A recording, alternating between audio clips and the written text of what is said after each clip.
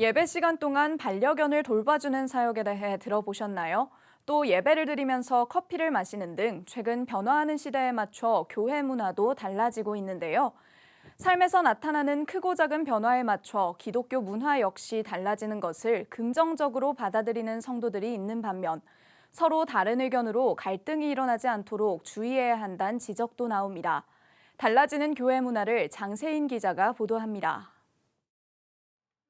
귀여운 강아지 사진이 가득한 한 강아지 유치원의 SNS.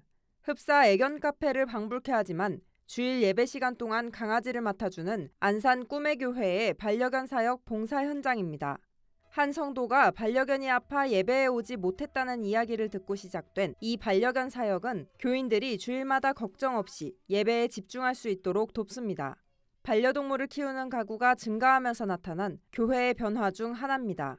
이런 상황에 대한예수교장로회 고신총회도 반려동물에 대한 신학적인 입장을 정리해달란 요청에 지난 정기총회에서 1년간 연구해 보고하기로 결의했습니다. 신학적 입장을 정리하는 것은 매우 중요한 작업이라고 생각을 합니다. 기후 위기 같은 것도 이제 우리가 신학적 입장이 많이 나오잖아요. 바뀐 어떤 인류의 어떤 삶 가운데 나타나는 굉장히 중요한 그 신학적인 작업인 것처럼 많은 설득과 저변의 확대가 이루어지는 거거든요. 지난 23일 목회데이터 연구소에서 발표한 반려동물 실태와 인식 보고서. 교회에서 성도와 반려동물이 함께 예배드릴 수 있는 공간을 마련하는 것에 대해 목회자 760명 중 27%, 목회자 4명 중 1명은 찬성한다고 밝혔습니다. 반려동물 인구 1,500만 명 시대에 교회들도 변화하기 시작한 겁니다. 반려동물뿐만이 아닙니다.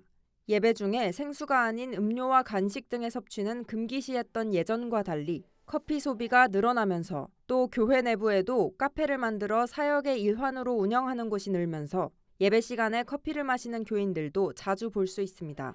최근 미국의 유명 목사 존 파이퍼는 SNS를 통해 예배드리며 커피를 마시는 것이 합당한지 의문을 제기해 논쟁이 벌어지기도 했습니다. 잠깐 커피를 마시지 않는다고 문제되지 않으며 경건함이 떨어진다는 의견과 오히려 예배에 집중할 수 있도록 도움이 되고 경건함은 마음의 문제이지 커피의 문제가 아니라는 의견이 충돌하는 모습을 보였습니다. 기독교 문화 전문가는 시대 요구에 발맞춰 변화하는 것도 중요하지만 이것이 갈등으로 이어지지 않도록 주의해야 한다고 말합니다. 서로가 이야기를 나누고 서로를 설득해가는 과정이 필요하고 갈등을 최소화시키는 것도 기독교의 사명이에요.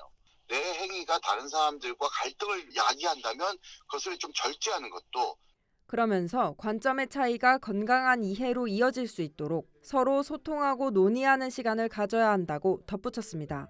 구티비 뉴스 장세인입니다.